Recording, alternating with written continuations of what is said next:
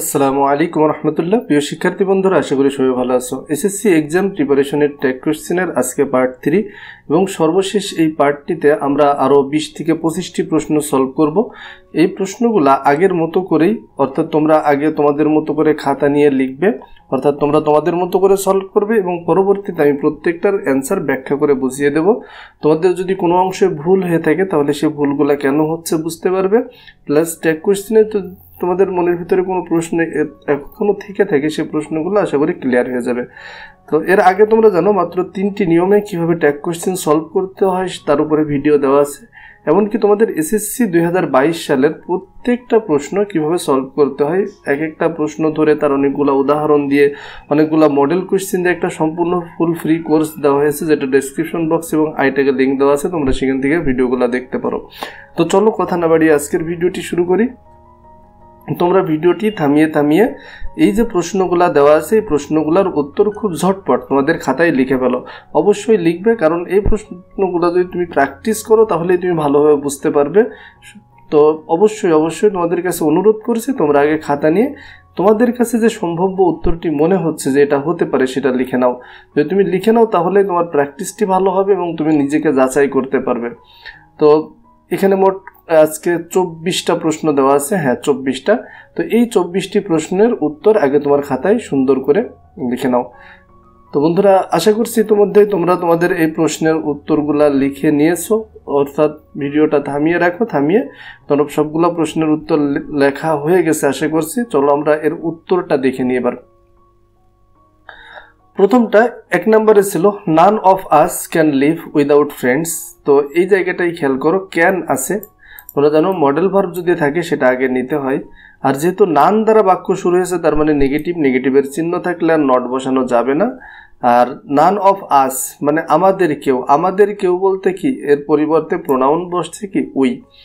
তাহলে দেখো অনেকে আবার এটা এই জায়গাটা এমন হবে যে নান থাকলে তো দে হয়, হ্যাঁ শুধু নো ওয়ান থাকলে দে হয় বা শুধু নান থাকলে দে হয়। যদি বলা হতো none can live without friends তাহলে আর আমরা ব্যবহার করতে পারতাম যে ক্যান দে, কিন্তু যেহেতু নান অফ আস মানে আমাদের কেউ পারে না বলা হয়েছে সে কারণে এখানে উই বসবে। 2 নম্বরটা দেখি, we should select a friend very carefully. তাহলে এখানে শুড আসে বসে যাবে, নেগেটিভের কোনো চিহ্নই বাক্যের ভিতরে নেই সে কারণে শুডের সাথে নট যুক্ত হয়েছে, আর এখানে প্রোনাউন তো উই আছে, খুবই সিম্পল ছিল এটা। They won't leave us in danger, তাহলে ওন্ট মানে উইল নট, উইল আছে বসিয়ে দিলাম, নেগেটিভের চিহ্ন থাকলে তখন আর নট যুক্ত করা যাবে না যে কারণে এবার আর নট যুক্ত হয়নি, প্রোনাউন আছে দে বসে গেল। প্রসপারিটি সেলডম কামস, তাহলে ভার্বের সাথে এস বাই এস থাকলে তোমরা জানো ডাজ বসে।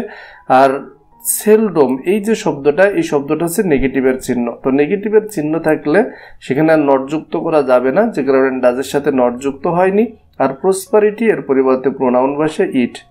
এরপর আছে those who daren't take risk can not prosper. তাহলে এখানে দেখো 2টা সাবজেক্ট আছে, 2টা ভার্ব আছে। একটা হচ্ছে এই যে হু ডেয়ারেন্ট টেক রিস্ক, এই যে অংশটা এইটা একটা ক্লজ, আর একটা মূল বাক্য ছিল দোজ ক্যান নট প্রসপার। তাহলে এই জায়গাটা খেয়াল করো, তোমাদেরকে বলছিলাম যখন একের অধিক ক্লজ বা সেন্টেন্স থাকে তখন যেটা করতে হয়, যার আগে রিলেটিভ প্রোনাউন অথবা কনজাংশন আছে সেই ক্লজটা নিয়ে কখনোই ট্যাগ করা যাবে না।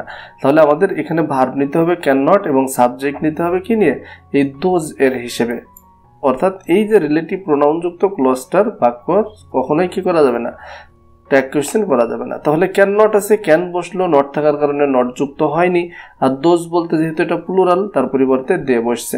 Few people led a happy life, তাহলে লেড এটা অবশ্যই ভার্বের একদম মূল রূপ আছে, ডু বসছে। আর ফিউ পিপল থাকলে তোমরা জানো যে পিপল প্লুরাল থাকার কারণে প্রোনাউন দে ব্যবহার হয়েছে।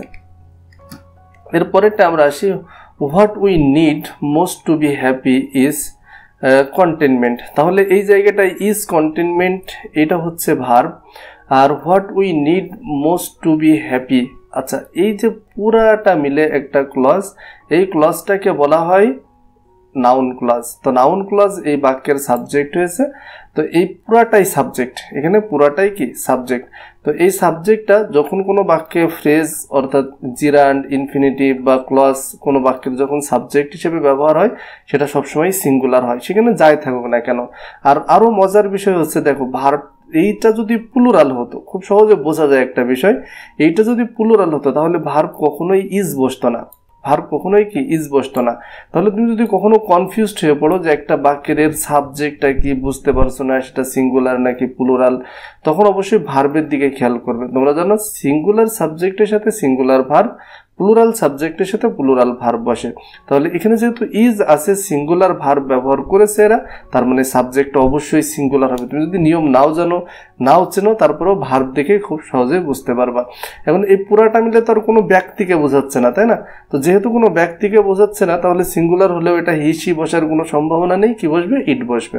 তাহলে খুব সিম্পলি এইভাবে তোমরা বিষয়টা বুঝে নিতে পারো। তাহলে ইজ বসলো, তার সাথে যেহেতু নেগেটিভের কোনো চিহ্ন নেই, নট যুক্ত হলো, তার সাথে ইট। এখন এই যে এই ধরনের ক্লজ, অর্থাৎ ইংলিশের তিনটা বেসিক বিষয় খুব ভালো করে জানতে হয়। একটা হচ্ছে পার্টস অফ স্পিচ, ওয়ার্ড আকারে চিনতে হয়, ফ্রেজ আকারে চিনতে হয় এবং ক্লজ আকারে চিনতে হয়। মানে আমরা শুধু ওয়ার্ড আকারেই পড়ি, ফ্রেজ বা ক্লজ এগুলো খুব কম পড়ানো হয় আমাদের স্কুলে, বা আমরা খুব কম এর উপরে গুরুত্ব দিই। কিন্তু ফ্রেজ এবং ক্লজ তুমি যত ভালোভাবে জানতে পারবা, তোমাদের একটা বাক্য তত সুন্দরভাবে বিশ্লেষণ, বাক্যের যে কোনো অংশ দেখলে তুমি বুঝতে পারবা যে আসলে এটা কেন হয়েছে। আচ্ছা, এরপরে আসে 8 নাম্বার, লেট মি প্রেডিক্ট। তা লেট মি, উইল ইউ। তোমরা জানো শুধুমাত্র ইম্পারেটিভ সেন্টেন্সে লেট আস থাকলে শ্যাল উই হয়, আর বাকি সমস্ত ক্ষেত্রে যদি ভার্ব দ্বারা শুরু হলে উইল ইউ, লেটের পরে অন্য কোনো অবজেক্ট থাকলে উইল ইউ, যে কোনোভাবে থাকলে will you. Try to be content, দেখো ট্রাই ভার্ব দ্বারা শুরু হয়েছে, এটাও imperative sentence, will you. Imperative sentence হলে will you. Otherwise the possibilities of prosperity won't be, will not be. Won't এটা কি? উইল নটের সংক্ষিপ্ত ফর্ম। তাহলে উইল আছে, বসে গেল, নট যেহেতু রয়েছে নট বসবে না, আর সাবজেক্ট আছে দ্য পসিবিলিটিস অফ প্রসপারিটি, মানে সমৃদ্ধির সম্ভাবনা। এটা কি হচ্ছে? দ্য পসিবিলিটিস অফ হচ্ছে সমৃদ্ধির সম্ভাবনা, উইল। আমার মনে হয় এখানে এটা একটু ভুল দেওয়া হয়েছে, উইল দিয়ে দিলে বেশি সুন্দর হতো, কারণ হচ্ছে পসিবিলিটিস এটা প্লুরাল আছে, সাবজেক্টটা কি আছে? প্লুরাল আছে, এখানে উইল দিয়ে হবে। আচ্ছা, the brother rose in him, the brother rose in him. তাহলে রোজ এটা হচ্ছে ভার্বের পাস্ট ফর্ম, সে কারণে ডিড, নেগেটিভের কোনো চিহ্ন নেই, নট যুক্ত হলো। দ্য ব্রাদার মানে তার ভিতরে ভ্রাতৃত্ব, সে ভাই না কিন্তু, মানে ভাই তার মধ্যে বেড়ে উঠছে তা না, তার ভিতরে ভ্রাতৃত্ব বৃদ্ধি পাচ্ছে। তো ভ্রাতৃত্ব যেহেতু একটা বিষয়, কোনো একটা বস্তুকে, কোনো মানুষকে বোঝাচ্ছে না, কোনো একটা থিমকে বোঝাচ্ছে, যে কারণে এখানে প্রোনাউন বসছে। লেটস মানে লেট আস থাকলেই শ্যাল উই হয়, এখানে আর কোনো নেই। লেট দেম, দেখো লেটের পরে এখানে দেম আছে, তাহলে আমরা কি বলবো? Will you. যদি লেট আস থাকে শ্যাল উই, বাকি সমস্ত ক্ষেত্রে will you. Success can not, can not আছে, ক্যান বসে গেল, নট থাকার কারণে নট যুক্ত হবে না, সাকসেসের পরিবর্তে ইট বসে। Some of us are known as good as person আছে, সাম অফ আস আর আছে, বসে গেল, নেগেটিভের চিহ্ন নেই, যে কারণে নট যুক্ত হয়েছে। এবং আস, আগেই বলছিলাম যখন এই ধরনের আস থাকবে তখন তার পরিবর্তে প্রোনাউন হবে কি? উই। সাম অফ আস মানে আমাদের কয়েকজন, এমন বোঝাচ্ছে। দেয়ার আর সাম পিপল হু থিঙ্ক, তাহলে দেখো এই যে হু থিঙ্ক, এটাও কিন্তু একটা ক্লজ, এটাও একটা বাক্যের অংশ, কিন্তু এটা দিয়ে ট্যাগ করা যাবে না, কারণ এর আগে রিলেটিভ প্রোনাউন বা কনজাংশন রয়েছে, পূর্ণ অংশটা দিয়ে ট্যাগ করতে হবে। দেয়ার আর সাম পিপল, তাহলে আর নেগেটিভের চিহ্ন নেই, নট যুক্ত হচ্ছে, সাবজেক্ট হিসেবে দিয়ে। Come here, will you. Verb দ্বারা শুরু হলে ইম্পারেটিভ সেন্টেন্স, আর ইম্পারেটিভ সেন্টেন্স মানেই will you. The secretary and chairman of the party remained sitting. আচ্ছা, খেয়াল করো, যদি কখনো অ্যান্ড দ্বারা যুক্ত দুইটা বিশেষণ থাকে, অর্থাৎ সেক্রেটারি একজন, চেয়ারম্যান, যদি দুইটার আগেই দা থাকে তাহলে দুইজন আলাদা ব্যক্তি, আর যদি একই ব্যক্তিকে বোঝায় তখন একটার আগে দা থাকে। তাহলে এখানে এন্ড দ্বারা যুক্ত হলেও এটা মূলত কি? সিঙ্গুলার। তাহলে রিমাইন্ডেড পাস্টে থাকার কারণে ডিড বসলো, নেগেটিভের চিহ্ন নেই, নট, এবং সিঙ্গুলার হওয়ার কারণে যেহেতু একই, মানে যিনি সেক্রেটারি তিনি চেয়ারম্যান, তো সে কারণে এখানে কি বসছে? হি বসছে। এটা মাথায় রাখবা। যদি এন্ড দ্বারা যুক্ত দুইটা নাউনের আগে দা থাকে, দুইটাই, এখানে যদি বলা হতো the secretary and the chairman, তাহলে এটা প্লুরাল হতো, দে হতো, কিন্তু এটা যেহেতু একই ব্যক্তিকে বোঝাচ্ছে সে কারণে এখানে দা ব্যবহার হবে না।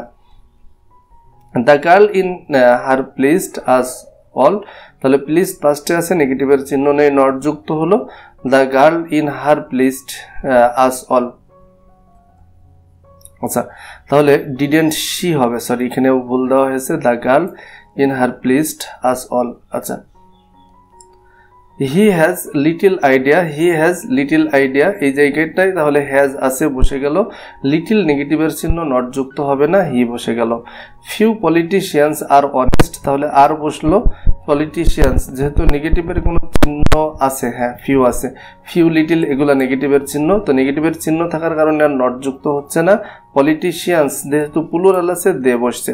Fatima not her friends has done the work, আচ্ছা হ্যাজেন্ট শি, তাহলে হ্যাজেন্ট শি কেন হচ্ছে, ফাতিমা নট হার ফ্রেন্ডস মানে ফাতিমা তার বন্ধু নয়, হ্যাজ ডান দ্য ওয়ার্ক, আচ্ছা হ্যাজ আছে বসে গেল। এখানে নট হার ফ্রেন্ড বলতে কি এখানে এটা মূলত বাক্যকে নেগেটিভ করেনি, তার বন্ধু নয় সেটা বুঝিয়েছে। তো মূলত হচ্ছে Fatima done the work, Fatima has done the work, Fatima কাজটি করেছে, মূল বাক্যটা হচ্ছে এটা। তাহলে যে কারণে হ্যাজের সাথে নট যুক্ত হলো, এরপরে ফাতিমার পরিবর্তে শি।